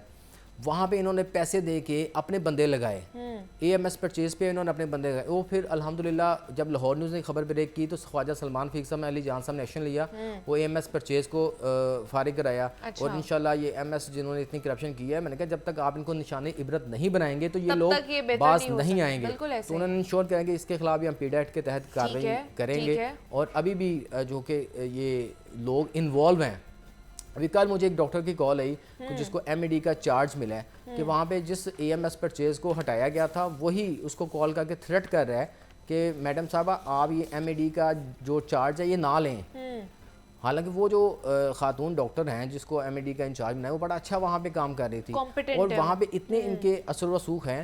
ابھی میں نے ان کو محکمہ صحت کو یہ بھی بتایا کہ یہ پرچیز کے معاملات میں چونکہ کیپشن سب سے زیادہ ہوتی ہے, تو ابھی بھی یہ جو سابقہ MS ہیں ان کے بقایا جات جو ہیں یہ ابھی بھی چیزوں میں انوالو ہو رہے ہیں تاکہ کرپشن جو ہے یہ کی جا سکے. تو یہ دیکھیں کہ یہ ایک MS کی میں نے کہانی اس وجہ سے سنائی ہے. ایک ہی ہاسپٹل کی کہانی ہے, یہ سارے ہاسپٹلز میں یہی ہوتا ہے, یہ ملتی جلتی کہانی ہر ہاسپٹلز میں ہے. اچھا. اب اسی وجہ سے ہوا کیا منیبا, یہ لوگ ہوتے ہیں سارے جنرل کیڈر کے.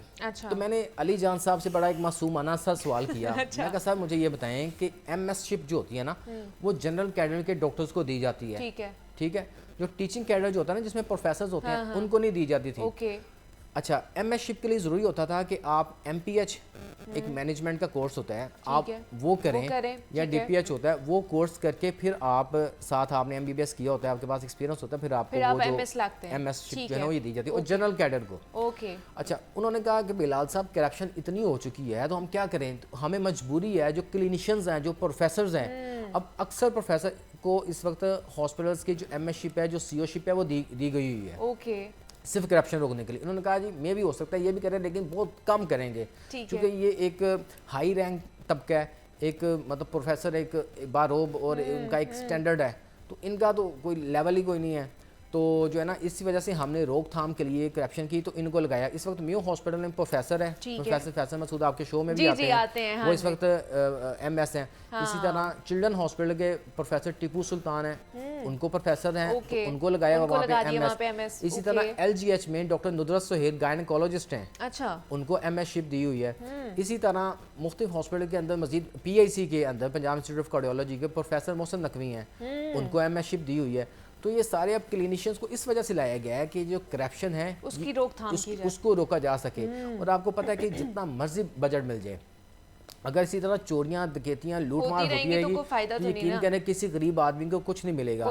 اور خواجہ سلمان رفیق صاحب نے ایک بڑی اچھی بات کی, انہوں نے مجھے کہا ہے کہ یہ میرا آخری ٹرنیور ہے, اس کے بعد ہو سکتا ہے کہ میں الیکشن نہ لڑوں. ٹھیک ہے, یہ بڑا واضح کہتے ہیں. میں یہ چاہتا ہوں کہ یہ جو 5 سال ہے یہ میں پھر کچھ نہ کچھ ایسی ڈیولپمنٹ کر کے جائیں گے کے لیے کچھ کر جاؤں. اور روزانہ کی بنیاد پہ اس وقت 5 سے 7 لوگ ہر ہاسپٹل کے روزانہ ان کو سسپینڈ کیا جا رہا ہے کرپشن کی بنیاد پہ. ہاسپٹل کے بھی تو 5 ملازمین کو معطل کیا گیا ہے کرپشن کی بنیاد پہ. اچھا, اس میں کرپشن کون کرتا ہے یہ میں بڑی مزیدار آپ کو سٹوری بتانے لگا ہوں. ایک تو یہ MS شپ ہوتے ہیں, ان کی نیچے جو سٹور کیپرز جو ہوتے ہیں اور جو ڈسپینسر جو ہوتے ہیں, ان کو جب سامان آتا ہے کوئی کمپنی سامان دیتی ہے تو وہی سامان انہوں نے ریسیو کرنا ہوتا ہے کہ ہم نے یہ لکھنا ہوتا ہے کہ اتنا سامان آیا ہے, یہ ہم نے چیز لی ہے, یہ 10,000 پیس لیا ہے, تو یہ ہم نے لے کے ریسیونگ ان کو دے دیتے ہیں. ٹھیک ہے. اب کئی سٹور کیپر کیا کرتے تھے, یہ 10,000 کا آرڈر گورنمنٹ نے دیا تھا وہ 5,000 لیں گے 5,000 تو لیکن وہ سیونگ 10,000 کے ڈال کے بقایا پیسے لے لیتے تھے. اس طرح کی بھی کہانیاں سامنے ہیں. بعض اوقات کئی چیزوں کے ثبوت ملتے ہیں, کئی چیزوں کے ثبوت نہیں ملتے. تو اسی طرح یہ اسٹوروں کے اندر جو چوریاں ڈکیتیاں لوٹ مار تھی یہ جاری تھی. اب کم ہوگی یہ چیزیں. دیکھیں اب گورنمنٹ نے اب تک تقریباً 40 سے 50 جو اسٹور کیپرز تھے, جو ڈسپینسر تھے, تو ان کو معطل کیا گیا ہے. لیکن کریں کیا, جو آتا ہے ایک سے بڑھ کے ایک آتا ہے. ہمیں اس وقت میرا خیال ہے ضرورت ہے کہ ہمیں موت کو یاد کرنا چاہیے. جو اگر کسی کا اپنی اخلاقیات کو نہیں بھولنا چاہیے, ہمیں یہ یاد رکھنا چاہیے کہ ہم مسلمان ہیں. کسی کا جو رزق ہے, کسی کا جو کیا اس کو کہتے ہیں جو حصہ ہے وہ نہیں کھانا چاہیے. یہاں پہ یہ لوگ دو ہاتھوں سے بھی لوٹیں پھر بھی خیر ہے. یہ تو 6 ہاتھوں سے اور سارے, اور جتنی مرضی مرتبہ اگر 1 منٹ پہلے لوٹا تو وہ کہیں گے دوسرے منٹ بھی ہم ہی لوٹیں. یہ ہو رہا ہے یہاں. میں ابھی پھر آپ کو بتاؤں, Punjab chief drug controller Punjab نے مجھے بتا رہے تھے کہ پنجاب انسٹیٹیوٹ آف کارڈیالوجی میں ایک فارماسسٹ تھے جن کا نام یوسف تھا, اس کو بھی ہماری خبر پہ, لاہور نیوز کی خبر پہ سسپینڈ کیا گیا. وہ کیا کرتے تھے, ایک ہارٹ کا انجیکشن تھا جو کہ تقریباً 20 سے 25 ہزار روپے کا تھا, ٹھیک ہے, اور وہ روزانہ کو 5 سے 6 انجیکشن چھوٹے چھوٹے پاکٹ میں ڈال کے لے جا کے بیچتے تھے آگے. اچھا, وہ جب انہوں نے چیف ڈرگ کنٹرولر نے چھاپا مارا, اس پہ اس بندے پہ FIR بھی ہوئی ہے.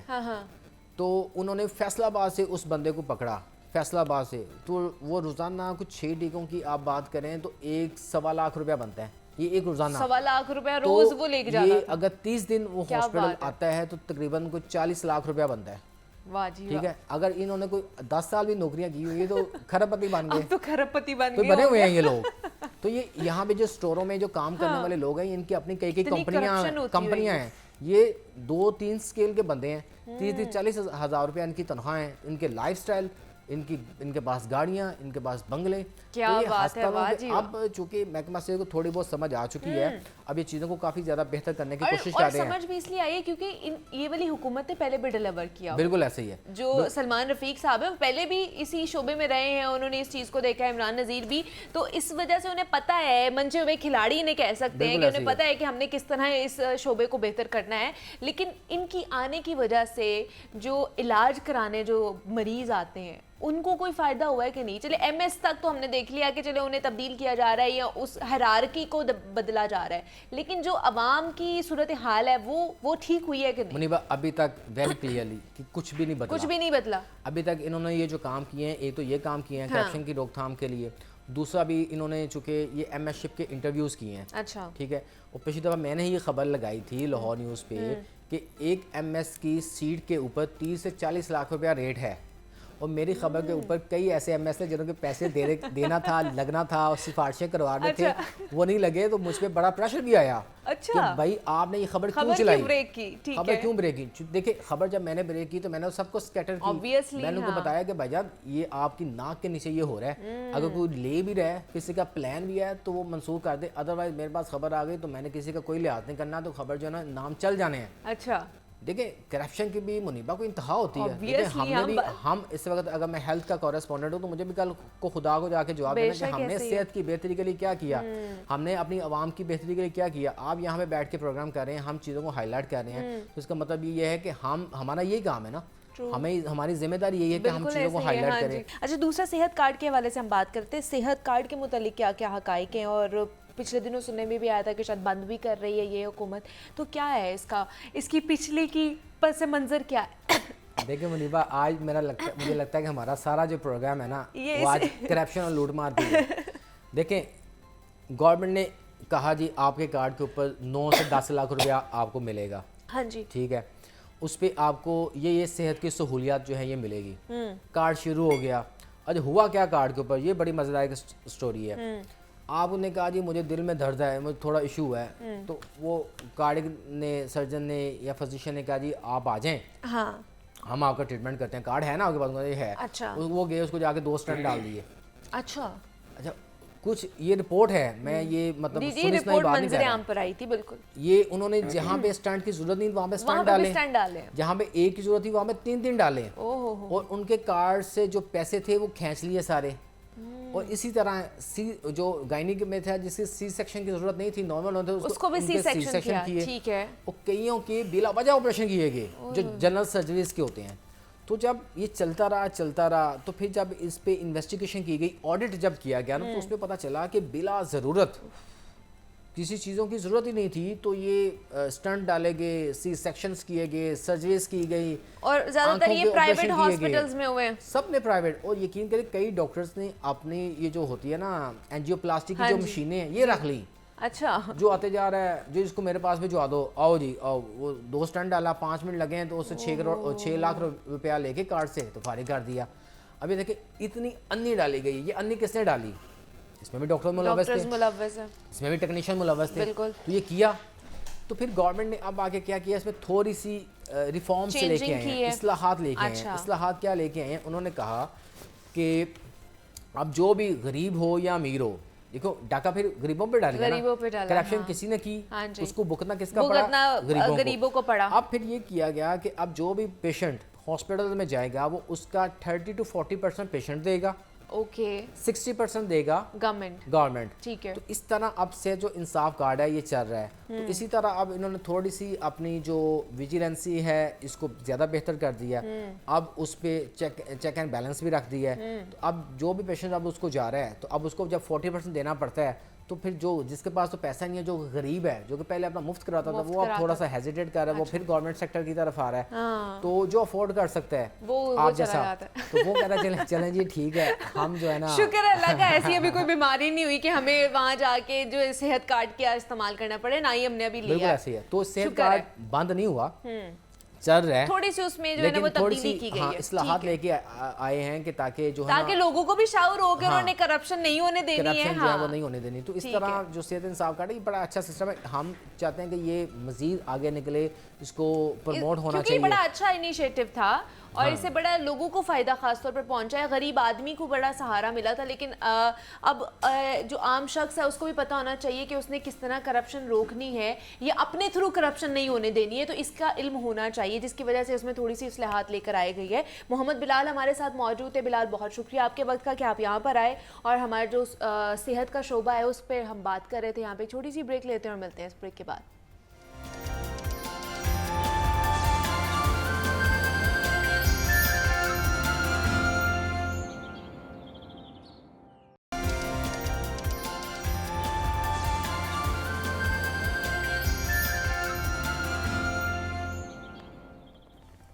Welcome back to Jago Lahore. جناب اب کچھ بات کر لیتے ہیں پاکستان کے نوجوانوں کے حوالے سے. تو پاکستان کی بڑی تعداد جو نوجوانوں پر مشتمل ہے، پڑھی لکھی بھی ہے اور ڈگری ہولڈرز بھی ہے، باصلاحیت بھی ہے، لیکن بدقسمتی سے بے روزگار ہے.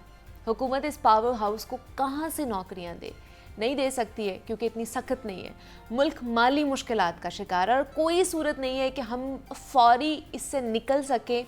ہوگا کیا، کرنا کیا ہے؟ یہ بڑا آسان سا فارمولا ہے. نوجوانوں کو ہنرمند بنانا ہوگا، انہیں سکلز کی بنیاد پر تعلیم دینی ہوگی.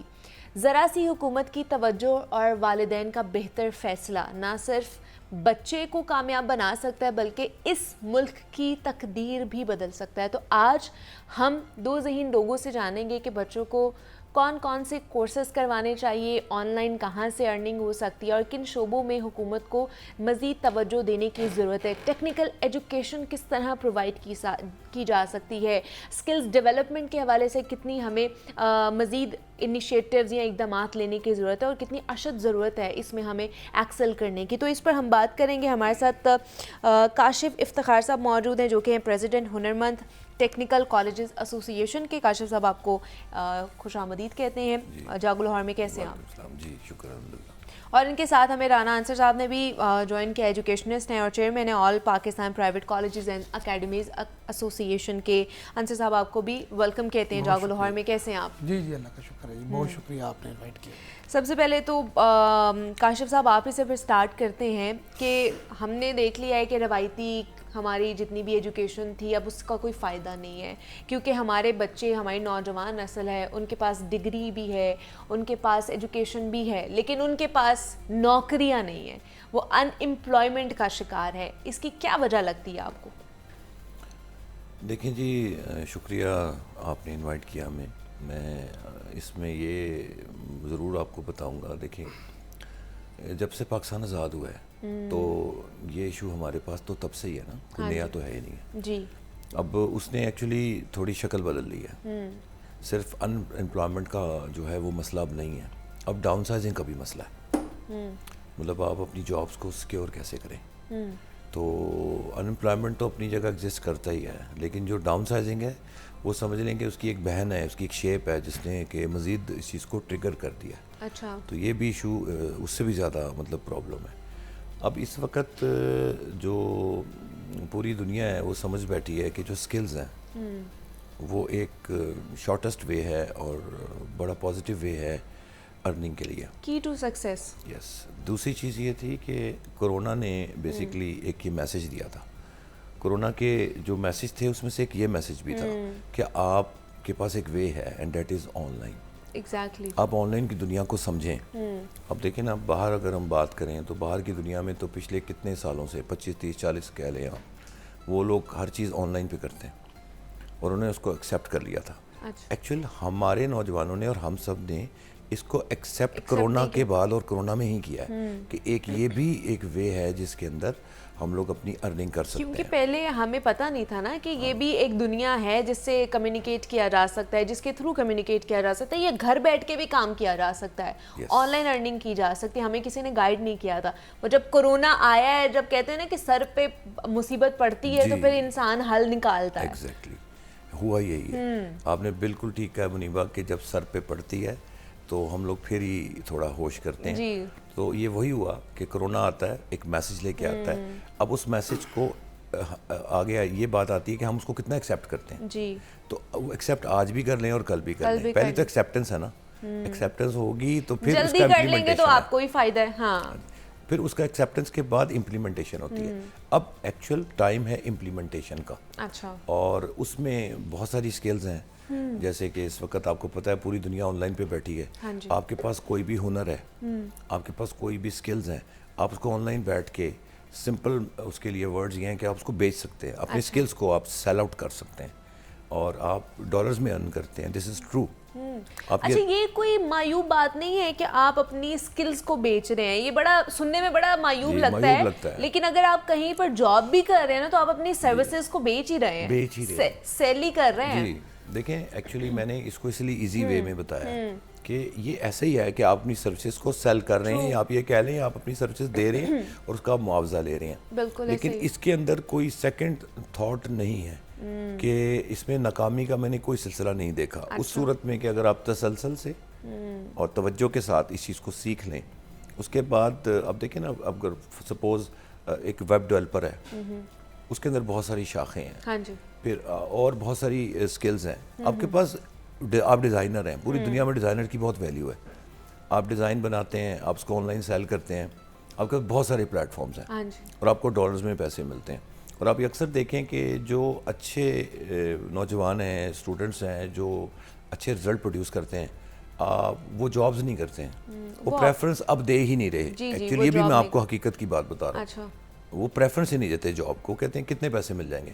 وہ آن لائن بیٹھ کے بہت زیادہ ارننگ کر رہے ہیں. اتنی ارننگ ایک یا 2 دن میں کما لیتے ہیں جتنے ان کو جاب سے مل رہی ہوتی ہے. اور مجھے یہ دیکھ کر بھی بڑی خوشی ہوئی کہ میرا سروے ہے کہ مدرسے کے بچے جو قرآن حفظ کر رہے ہیں وہ اپنی سکلز بھی لے رہے ہیں اور وہ اس کے ساتھ ارننگ بھی کر رہے ہیں. تو اس سے ایک اور نتیجہ بڑا اچھا پازیٹیو آئے گا. وہ یہ کہ آپ کے 5 سال بعد 10 سال بعد ایک دینی عالم جو کہ دین کی تعلیم بھی لے رہا ہے, جب وہ دنیا کے ساتھ ٹچ بھی ہوگا اور وہ اپنی وہاں سے ارننگ بھی کر رہا ہے, وہ بڑی پازیٹیو سوچ کے ساتھ آئے گا. اور ایک بڑی اچھی پازیٹیو چینج آئے گی, جو کہ میرا خیال ہے وہ بھی ضروری ہے. وہ بھی ضروری ہے, بالکل ایسے ہی ہے. ہر سیکٹر میں یہ چیز ہونی چاہیے میرے خیال سے. اچھا رائان صاحب, آپ کی طرف آؤں گی کہ آپ کو کیا لگتا ہے کن شعبوں میں ہماری حکومت کو توجہ دینے کی ضرورت ہے جس میں ہم لوگ ایکسل کر سکتے ہیں اور اپنے ملک کے لیے کچھ یا اس کی معیشت کے لیے کچھ کر سکتے ہیں؟ بسم اللہ الرحمن الرحیم. بہت شکریہ آپ نے اپنے پروگرام میں انوائٹ کیا. یہ بڑا اہم ایشو ہے کہ کن کن شعبوں میں ہمیں توجہ دینی چاہیے. تو میں یہ سمجھتا ہوں کہ دنیا جتنی بھی سپر پاور ہوئی, دنیا میں جتنے بھی لوگ ملکوں نے ترقی کی ہے تو ایجوکیشن کے بہاف پہ انہوں نے ترقی کی ہے. ابھی تو ہمیں میں یہ سمجھتا ہوں کہ پاکستان میں بدقسمتی سے جتنی بھی حکومتیں آئی ہیں وہ انہوں نے ایجوکیشن کو نعرے تو لگائے ہیں, انہوں نے ایجوکیشن کو بہتر کرنے کی اپنے حساب سے کہا جی ہم نے یہ کر دیں گے وہ کر دیں گے, لیکن ایجوکیشن پہ توجہ نہیں ہے. لیکن لیسٹ پرائیورٹی پہ اس کے لیے نہ تو بجٹ بنائے جاتے ہیں, ہاں جی. نہ حکومتی پالیسیاں بنائی جاتی ہیں, مطلب بس کہہ کے تو حکومتیں اپنی مدت پوری کر کے چلے جاتی ہیں. ٹھیک ہے, اس کی مثال آپ نے پچھلے پروگراموں میں کووڈ سے پرانی باتیں آپ تو ہمیشہ ماشاء اللہ ایجوکیشن پہ بھی پروگرام کرتی آتی ہیں, تو ہم آپ کو دیکھتے بھی ہیں. تو بات یہ ہے کہ ہمارے پاس میں یہ چاہتا ہوں کہ ایجوکیشن کو اس طرح پروموٹ کیا جائے جس طرح سر نے بات کی کہ ہمیں اسکلز کی طرف آنا چاہیے. تو میں یہ سمجھتا ہوں کہ ایجوکیشن کے ساتھ ساتھ اسکلز بھی یقیناً ضروری ہے. ہم تو یہ پہلے اس دن سے کہتے ہیں کہ ایجوکیشن بہت ضروری ہے, کالجز یونیورسٹی کی ایجوکیشن بہت ضروری ہے, لیکن اس کے ساتھ ساتھ ہمیں اسٹوڈنٹس کو یونیورسٹیز انڈسٹریز کے ساتھ جوڑنا چاہیے.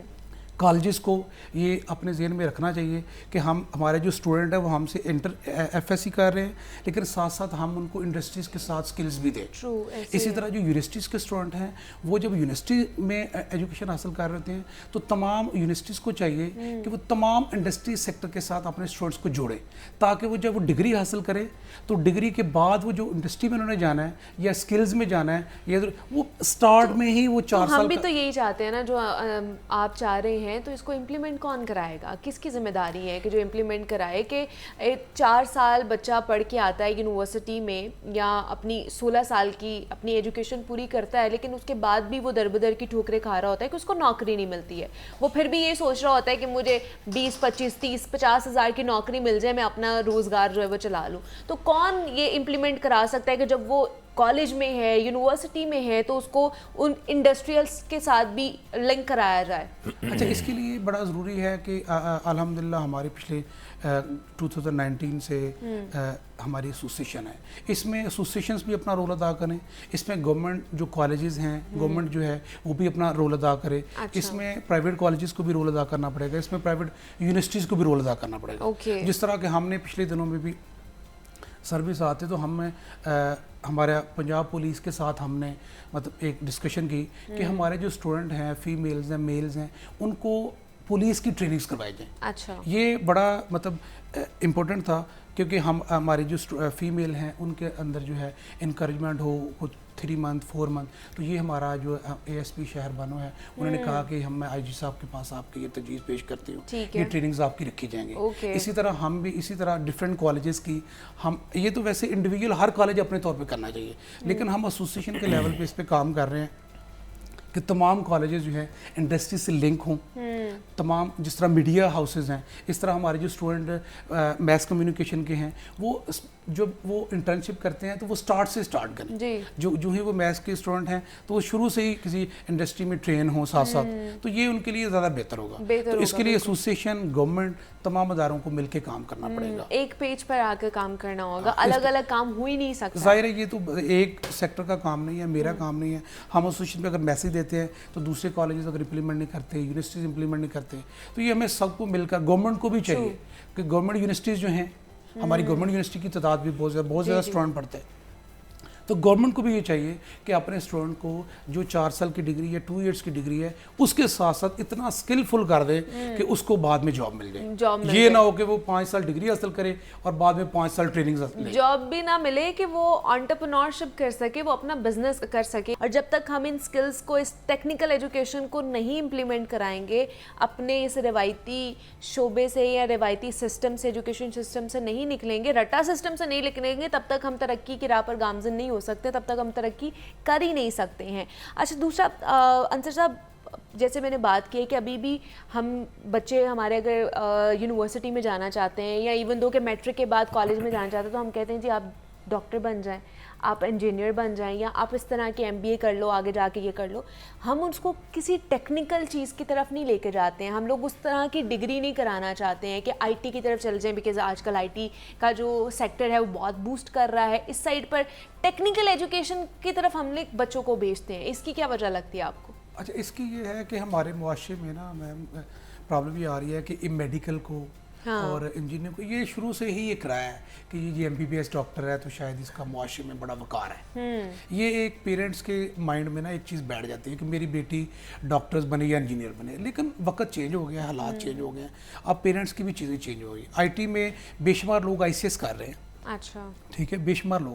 اسی طرح بے شمار لوگ ٹیکنیکل کالجز میں ڈپلوماز کر رہے ہیں, اچھا ٹھیک ہے. لاہور میں بھی, پاکستان میں بڑے ٹیکنیکل کالجز ہیں, تو یہ یقیناً کم ہے, ٹھیک ہے, لیکن اس کی ہمارا جو ٹرینڈ ہے نا اصل میں ادھر چلا گیا ہے میڈیکل اور انجینئرنگ کی طرف. تو یہ اب آہستہ آہستہ ہمیں کم کرنے کی ضرورت ہے. میں تو یہ سمجھتا ہوں کہ ہر فیلڈ میں مطلب بڑی اوپر لیول پہ جگہ ہے, خواہ کوئی بھی field who, medical who, engineering who, IT ہو, یا کوئی بھی چارٹرڈ اکاؤنٹنٹ ہو, تو اس میں اپر لیول پہ جگہ ہے. لیکن وہی بات پہلے والی میری بات یہ رہ گئی ہے کہ ایجوکیشن بہت ضروری ہے. اس کے ساتھ ساتھ آپ سکلز بھی حاصل کریں, اس کے سکلفل ہوں, ڈفرینٹ چیزوں میں آپ پارٹیسپیٹ کریں. یہ جس طرح آپ نے کہا کہ رٹا سسٹم نہیں ہونا چاہیے, تو یہ یقیناً جو بچہ شروع سے سکولز لیول پہ یا کالجز لیول پہ اس کو سیلف کریٹو کی عادت ہے, تو یقیناً وہ آگے بھی اپنے فیلڈ میں کامیاب ہوتا ہے. جو لوگ رٹا پالیسی ہوتے ہیں وہ آگے کمپٹیٹیو ایگزام میں یا ڈفرینٹ ایگزام میں پیچھے رہ جاتے ہیں, مشکل ہو جاتا ہے. یہ تو ایگزامپلیں, جب بھی آپ نے کسی پوائنٹ لیول پہ جانا ہے, اپر لیول پہ جانا ہے, تو آپ کو یقیناً اسکلفل ہونا پڑے گا اور اس کے لیے آپ کو کریٹیوٹی لانی پڑے گی. تو یہ آپ کا میرا تو یہ ماننا ہے کہ ہر فیلڈ میں اپر لیول پہ پوزیشن خالی ہے. اچھا, ٹھیک ہے.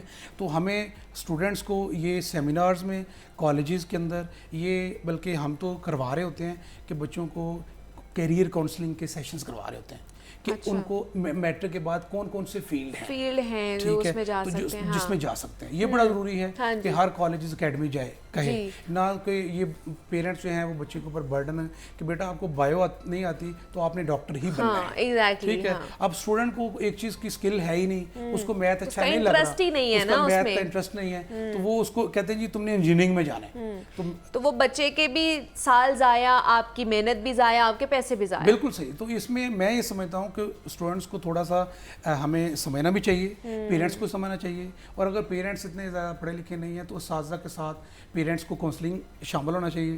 یہ ایک ظاہر چین ہے, اسٹوڈنٹ نہیں تو کئی کاؤنسلنگ کہاں سے, کون سی سٹیج سے شروع ہوتی ہے, ان کے اسکول ایج سے شروع ہوتی ہے, کالج میں ہونی چاہیے, یا کب کس سٹیج پر ہونی چاہیے؟ ویسے تو آج کل دنیا بڑی تیز ہو گئی ہے, یہ اسکولنگ سے ہی ہونی چاہیے. اچھا, بچہ میٹرک سے پہلے اپنا ٹارگٹ بنا لیتا ہے. تو آپ کو لگتا ہے ہمارے اسکولز میں, اگر پرائیویٹ ہو, گورنمنٹ اسکول کو تو چھوڑ دیں, پرائیویٹ اسکولز میں بھی ہے کریئر کاؤنسلر وہاں پہ بیٹھا ہوا ہے؟ میں وہ ظاہر ہے کہ یہ چیزوں میں پرابلم تو ہیں, مسائل تو ہیں کہ ہم لوگ بچوں کو اس لیول پر نہیں لے کے جاتے, یا جو پیرنٹس ہیں وہ بچوں کو اس لیول پہ ٹرین نہیں کر پاتے گھر میں, یا ادارے اس لیول پہ ٹرین نہیں کر رہے. ہمیں کرنا چاہیے.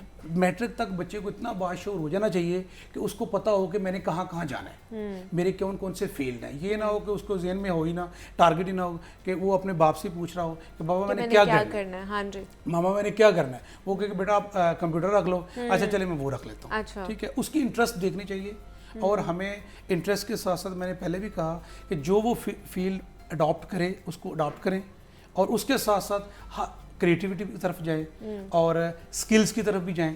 یہ میں یہ سمجھتا ہوں صرف سکل ضروری نہیں ہے, اچھا بچے کی ایجوکیشن بھی ضرورت ہے, پیرلل چلنا چاہیے نا, ایجوکیشن اور سکلز آپ کی دونوں ساتھ ہونی چاہیے. اگر آپ صرف اسکلفل ہیں, آپ کے پاس ایجوکیشن نہیں ہے, تو آپ کمیونیکیٹ نہیں کر سکتے نا دنیا کے ساتھ, ویلیو نہیں ہے, آپ کا مائنڈ اوپن نہیں ہے, آپ یونیورسٹی آپ نے کوالیفیکیشن حاصل ہی نہیں کی, تو یقیناً جو میٹرک کیا ہوا ہے اور جو یونیورسٹی پڑھا لکھا بچہ وہ ایکول تو نہیں ہو سکتے, obviously, ٹھیک ہے. بالکل. تو یہ میں یہ سمجھتا ہوں کہ ہمیں بچوں کو شروع سے پریکٹیکل کرنا ہے, لیکن ایجوکیشن بہت ضروری ہے. ایجوکیشن کے ساتھ ساتھ ہمیں ان کو اسکلفل بھی بنانا ہے, انہیں ٹیکنیکل بھی بنانا ہے کہ انہوں نے کس طرح اپنی جو تعلیم ہے اس کو کس طرح یوزفل بنا کر آگے بڑھنا ہے, یہ ہوتا ہے. اچھا کاشف صاحب, آپ سے بھی یہی پوچھوں گی کہ کریئر کاؤنسلنگ بڑی ضروری ہے, اور آج کل کاؤنسلنگ کرنا بچوں کی یا خاص طور پہ ماں باپ کی, بیکاز ماں باپ بہت زیادہ پریشرائز بھی بچوں کو کرتے ہیں کہ نہیں جی آپ نے یہی فیلڈ آپٹ کرنی ہے, اس کا ہی آج کل چل رہا ہے, یا آپ نے ڈاکٹر بنا ہے, انجینئر بنا, آپ نے کوئی اور فیلڈ آپٹ نہیں کرنی ہے. تو کریئر کاؤنسلر کتنا ضروری ہے, اور کیا یہ میٹرک میں ہونا چاہیے, اسکولز میں اس کی جو ہے اسٹارٹنگ ہو جانی چاہیے؟ دیکھیں یہ نظام جو آپ کہہ رہی ہیں نا, یہ بیس سے ہمیں چینج کرنا پڑے گا. اچھا, تو اسکول میں ہی بن رہی ہوتی ہے نا بیس, ایک بچے آپ کی بیس اسکول سے بن رہی ہوتی ہے, ہم وہاں سے بناتے ہیں ان کو رٹا سسٹم کا عادی. رٹا سسٹم سے وہ عادت میں چل پڑتے ہیں. جبکہ جو اس کا مزاج ہے ٹیکنیکل ایجوکیشن اور آئی ٹی کا وہ بہت مختلف ہے. اچھا وہ یہ ہے ہی نہیں. اچھا وہ پریکٹیکل بیسڈ ہے. ایک تو انوائرمنٹ, اور اس میں نے بہت رزلٹس دیکھے ہیں. اچھا. اب یقین کریں کہ میں نے ایسے بچے دیکھے ہیں جن کے اگر میٹرک میں اچھے رزلٹس نہیں ہیں لیکن آئی ٹی میں آ کر اور اس فیلڈ میں آ کر انہوں نے بہت اچھے رزلٹس پروڈیوس کیا, کیونکہ تھرلنگ ہے, انٹرسٹنگ ہے. اٹ مینس کہ آپ جب پریکٹیکل بیس لے کے آتے ہیں تو اس میں بچوں کا ایک تو دل لگتا ہے, رزلٹس پروڈیوس ہوتے ہیں. اور اگر رزلٹ پروڈیوس ہو رہے ہیں فرض کریں تو اس کو پروموٹ کرنا چاہیے نا, اور بچوں کو بھی اس کو چیز کو ایکسیپٹ کرنا چاہیے. بالکل ایسے ہی. لیکن آگے اب اتنی چینجز آ رہی ہیں, بلکہ آ چکی ہیں. آرٹیفیشل انٹیلیجنس آ گیا, روبوٹکس آ گیا. بالکل ایسے ہی. اب دنیا ایک ریپڈلی چینج ہو چکی ہے, ایک قدم اٹھایا جا چکا ہے. ہاں جی. اور اس میں ہم نے اب میرا بیسک بچوں کو ایک یہ رہنمائی ہے, میں اکثر کرتا ہوتا ہوں کہ بچوں کو ہمیں تھوڑا فورس ہی کرنا ہے. ٹھیک ہے. ہمیں آگے دیکھنا ہے اور اس کی تیاری اب کرنی ہے, نہ کہ ہمارے جب سر پہ آئے اور پھر. اور آپ نے کاؤنسلنگ کی بات کی ہے تو کیریئر کاؤنسلنگ پیرنٹس کی بھی ضروری ہے اور اسٹوڈنٹس کی بھی ضروری ہے. اور اس کے ساتھ کیونکہ دیکھیں یہ ایسا ہی ہے, ہم لوگ ہیں پیغمبری پیشے میں, ٹھیک ہے, اور یہ بہت اہم ایک وہ ہے. بالکل ایسی بڑی ذمہ داری ہوتی ہے کہ آپ نے کس طرح کرنا ہے. میں بلکہ اکثر کہتا ہوتا ہوں کہ تعلیم اور تربیت نہیں ہے, یہ تربیت اور تعلیم ہے. اچھا, پہلے تربیت آتی ہے, پھر تربیت آتی ہے, آ رہی ہے, پھر آپ کی تعلیم آتی ہے, چاہے وہ کنونشنل ہو چاہے وہ ٹیکنیکل, آپ کے رزلٹس پروڈیوس. بالکل ایسے ہی ہے. تو میڈم ہم نے بلکہ کاشفہ کی بات سے میں کرتا ہوں, جو کیریئر کاؤنسلنگ کے حوالے سے میں نے بات کی تھی آپ نے, تو اس میں ہم نے الحمدللہ کاشفہ بھی ہمارے ساتھ, ہمارا آل پاکستان ایجوکیشن الائنس ہے, اس میں ڈفرینٹ ایسوسیشن کا الائنس بنا ہوا ہے. تو ہم نے تقریباً 4 منتھ بیفور ہم نے, ہمارے دوست ہیں قاسم علی شاہ صاحب بڑا اچھا کام کر رہے ہیں, تو ہم نے ان کے ساتھ ایک ایم او یو سائن کیا. وہ تو بہت بڑے کاؤنسلر ہیں نا, ان کے پاس کوئی بھی ایسا ٹاپک نہیں ہے جس کے بارے میں وہ بات نہ کر سکتے. لیکن الحمدللہ ہم نے اپنے تمام کالجز اور سکولز کو, ہمارا فرائیڈے ان کے ساتھ متعین ہے, ہم اپنے اسٹوڈنٹس کو وہاں پہ نا کیریئر کاؤنسلنگ کروا رہے ہیں. ختم ہو گیا ہے کاشف صاحب اور انصر صاحب, ورنہ ہم اور بھی بات کریں اس کے اوپر. آپ دونوں کا بہت شکریہ کہ آپ دونوں یہاں پر آئے, بہت اچھا لگا آپ لوگوں سے مل کے, اور ہم ٹیکنیکل اور اسکلفل ایجوکیشن کے حوالے سے بات کرتے ہیں کس طرح اس کو پروموٹ کیا جا سکتا ہے. مجھے اجازت دیجیے, اپنا بہت سارا خیال رکھیے گا. اللہ حافظ.